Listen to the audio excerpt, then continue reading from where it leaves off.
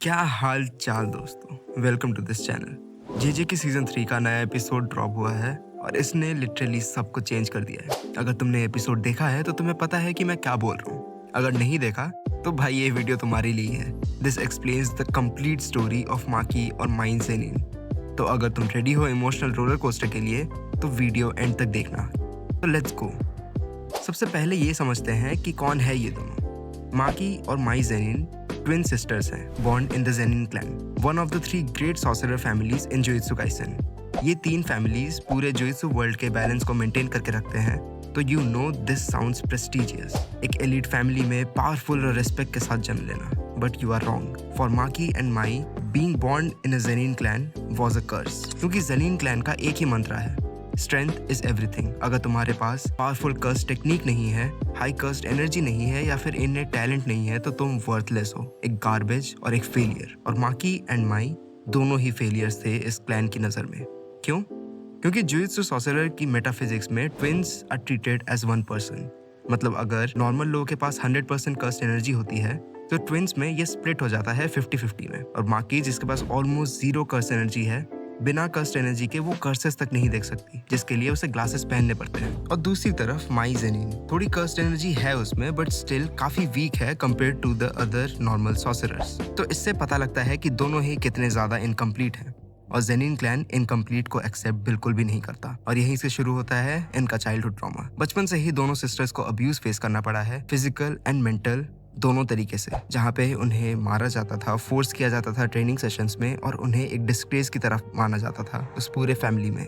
जहाँ पे उन्हें काफी सारे चीजें बचपन से ही सुनने को मिले हैं। और the worst part, their own father Ogi Zenin सबसे ज्यादा क्रूएल था इन सब में। उसने ओपनली कहा था, I wish you both were never born. Imagine तुम्हारा बाप तुमसे कहता है कि तुम एग्जिस्ट ही नहीं होने चाहिए थे। That's the level of hatred they were facing from the very beginning। और यहीं से दोनों सिस्टर्स में रिफ्ट बनना स्टार्ट हुआ, जहाँ पे बचपन में माकी और माई काफी ज्यादा क्लोज थे। बट जैसे जैसे वो बड़े हुए एक रिफ्ट डेवलप हुआ, क्योंकि माकी का एक सपना था। माकी ने डिसाइड किया था कि वो इस क्लैन को लीव कर देगी और एक पावरफुल सॉर्सरर बनेगी खुद के दम पे, और सभी को गलत प्रूफ करेगी।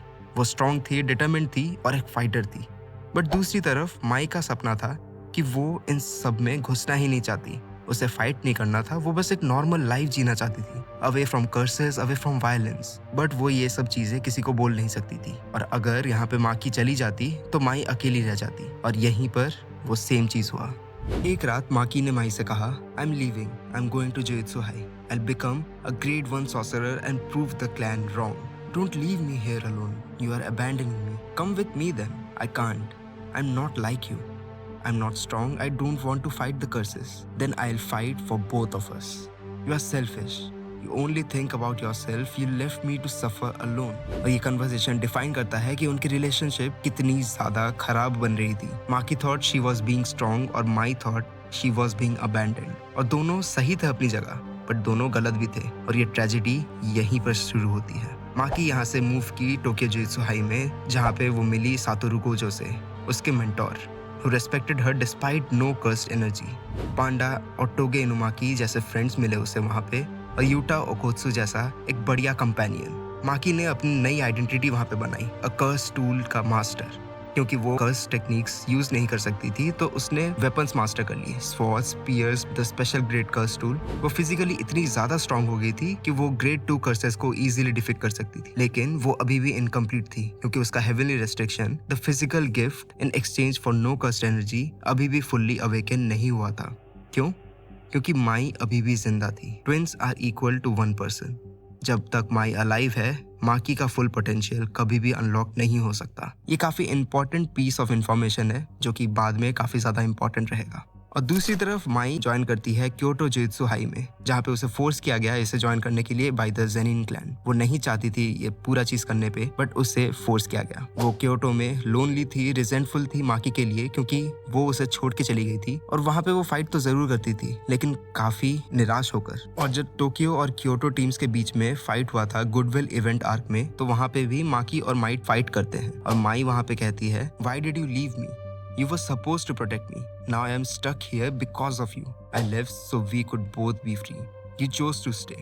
I didn't have a choice. ये एक हार्ट ब्रेकिंग फाइट था, जहाँ पे दोनों फिजिकली लड़ रहे थे बट एक्चुअली में दोनों ही इमोशनली ब्लीड कर रहे थे। जहाँ पे एंड में माकी जीत तो जाती है उस फाइट को, लेकिन दोनों वहाँ पे इमोशनली हार जरूर जाते हैं। और डिस्पाइट ऑल द रिजेंटमेंट दोनों अपने दिल में एक दूसरे से प्यार ही करते हैं। माई कभी एडमिट नहीं करती, बट वो सीक्रेटली प्राउड थी माकी की स्ट्रेंथ पे, और माकी कभी दिखाती नहीं थी, बट वो गिल्ट फील करती थी माई को अकेला छोड़ने के लिए। अब यहाँ से कहानी आगे बढ़ती है और हम पहुंचते हैं शिबुया इंसिडेंट में। जब माकी फाइट कर रही थी डैगन और जोगो के साथ, तो जोगो के फ्लेम अटैक की वजह से माकी काफी ज्यादा सीवियरली बर्न हो गई थी। उसका पूरा बॉडी स्कार्ड हो जाता है और वो ऑलमोस्ट मर जाती है। और इसी स्टेट में माकी पहुंचती है जेनिन हाउस में, और ये है सीजन 3 का episode 4 the perfect preparation arc, जहाँ पे माकी और माई जेनिन क्लैन एस्टेट में वापस जाते हैं एक मिशन के लिए। They need to work with other clans to stop Kenjaku, but वहीं पर ओगी जेनिन, उनका बाप, उन पर अटैक करता है। His reasoning was, you two are working with rival clans.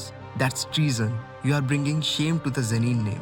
But असली रीजन ये है, he wanted them dead from the start. They were stains on the family. ओगी वहीं पर दोनों को मारता है और दोनों को फिर वहीं से फेंक देता है एक कर्स स्पिरिट पिट में, एक सैक्रिफिशियल एग्जीक्यूशन की तरह। और पिट के अंदर काफी सारे कर्स स्पिरिट्स फॉर्म कर रहे हैं। माकी ब्लीड कर रही है और माई भी इंजर्ड है, और वहाँ पे माकी वीकली कहती है कि Mai run, save your life, I can't, we are trapped. और यहाँ पे ट्रुथ रिवील होता है इस पूरे चीज का। माई एक्सप्लेन करती है जुजित्सु वर्ल्ड के मेटाफिजिक्स, और यहाँ पे इन दोनों के बीच में काफी हार्टफेल्ट कन्वर्सेशन होता है। माई कहती है, इन jujitsu twins are considered one person. Our cursed energy is split.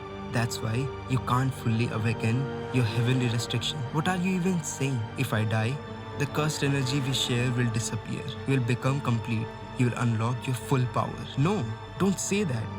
We'll find another way. There's no other way. I've always held you back, haven't I? You never held me back. You are my sister. I'm sorry, Maki.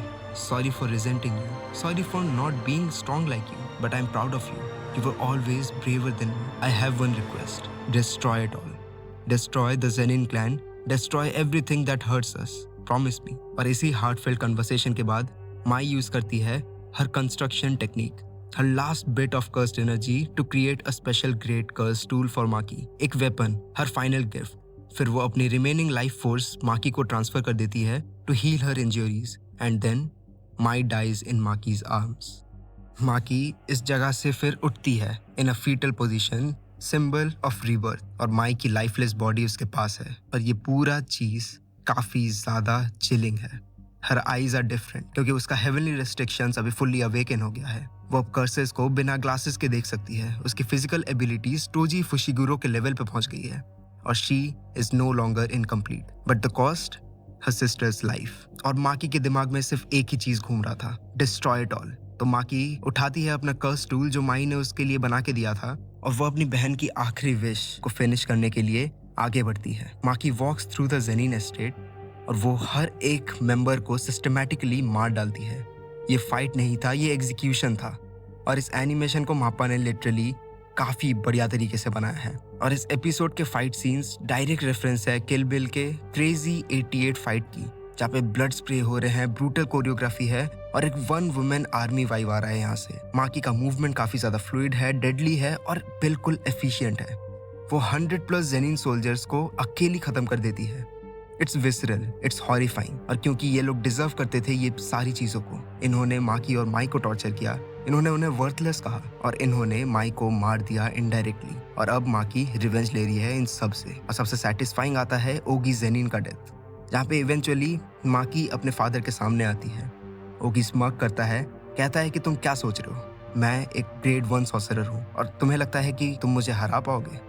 और यहीं पर माकी काफी coldly कहती है कि you killed my sister, she was weak just like you. और boom, Maki doesn't even use her weapon. वो एक डेवास्टेटिंग पंच से ओगी को मार डालती है। यहाँ पे कोई भी ड्रामेटिक स्पीच नहीं, कोई हेजिटेशन नहीं, जस्ट एग्जीक्यूशन। और फाइनल बंदा बाकी रहता है Naoya Zenin, the final boss. Maki का वही कजन जो एक्टिंग हेड था इस पूरे क्लैन का, ग्रेड 1 सॉर्सरर जो कंप्लीट मिसोजिनिस्ट है, जिसे हमने एपिसोड 1 में देखा है सीजन 3 के। ये बंदा लिटरली एम्बॉडी करता है जेनिन क्लैन की टॉक्सिसिटी को। उसने हमेशा वुमेन को इन्फीरियर समझा है, उसने माकी को मॉक किया है और माई को डिसरेस्पेक्ट किया। और यहीं पर ये फाइट शुरू होती है, जहाँ पे नाओया फास्ट है और अपने प्रोजेक्शन टेक्निक को यूज करके काफी ज्यादा कॉन्फिडेंटली माकी को मार रहा था। बट माकी अभी टोजी के लेवल पे है। वो नाओया की हर मूव को प्रेडिक्ट कर रही थी, और वो फास्टर है, स्ट्रॉन्गर है। और यहीं पर माकी एक बढ़िया सा फाइनल ब्लो देती है, जो कि इतना ज़्यादा सेटिस्फाइंग था, जहाँ पे मापा ने हमें रियल टाइम में 4 कट शॉट दिखाए एक पूरे हिंदी सीरियल की तरह, जहाँ पे इतना बढ़िया तरीके से हमें एक्शन कोरियोग्राफी दिखी है। और ये सिंबोलिज्म है कि ये सिर्फ फाइट नहीं था, ये था पेट्रियार्की को डिस्ट्रॉय करना, मिसोजिनी को खत्म करना और ऑपरेशन को एंड करना। और माकी लिटरली डिसमेंटल करती है इस पूरे एंटायर सिस्टम को जो उसे और माकी को टॉर्चर करती थी। और इसी के आफ्टरमैथ में Maki walks out of the Zenin estate. पीछे सिर्फ बॉडीज हैं, खून है और खामोशी है। वो अपने माँ से मिलती है और वहीं पर वो जेनिन क्लैन को, one of the greatest 3 clans को खत्म करके वहां से बाहर निकलती है। माकी फुलफिल करती है अपने बहन की डाइंग विश को and she destroyed it all. और इस पूरे प्रोसेस में माकी पावरफुल बन गई। वो अब टोजी के बराबर है पीक ह्यूमन फिजिकल कंडीशन में, जहाँ पे 0 कर्स्ट एनर्जी रहते हुए भी वो परफेक्ट है, क्योंकि उसका हेवनली रिस्ट्रिक्शन पूरी तरीके से अवेकन हो चुका है। But what did she lose? Her sister, the only person जो उसे ट्रूली समझती थी, द ओनली फैमिली जो मैटर करती थी। तो दोस्तों, ये थी माकी और माई की कंप्लीट स्टोरी। ये जेजेके का हार्ट है, क्योंकि इसमें सब कुछ दिखाया गया है। और मुझे पता चला है कि तुम में से काफ़ी सारे लोग सीजन 3 को देख नहीं रहे हो। ट्रस्ट मी यार, the season starting is slow, but ये काफ़ी बढ़िया तरीके से पिकअप करने वाली है, क्योंकि इसमें इतने सारे कैरेक्टर्स इंट्रोड्यूस होने वाले हैं, इतने सारे आर्क्स आने वाले हैं कि तुम ये सब मिस नहीं करना चाहोगे। तो ट्रस्ट मी यार, देखो, यू वोंट रिग्रेट इट। तो अगर ये वीडियो आपको पसंद आई है तो लाइक करो, सब्सक्राइब करो फॉर मोर ब्रेकडाउन्स, और कमेंट में बताओ कि तुम्हें इसमें कौन सा पार्ट सबसे बेस्ट लगा था। तो नेक्स्ट वीडियो में मिलते हैं। Until then, this was Straw Hat Shinobi signing off. Sayonara.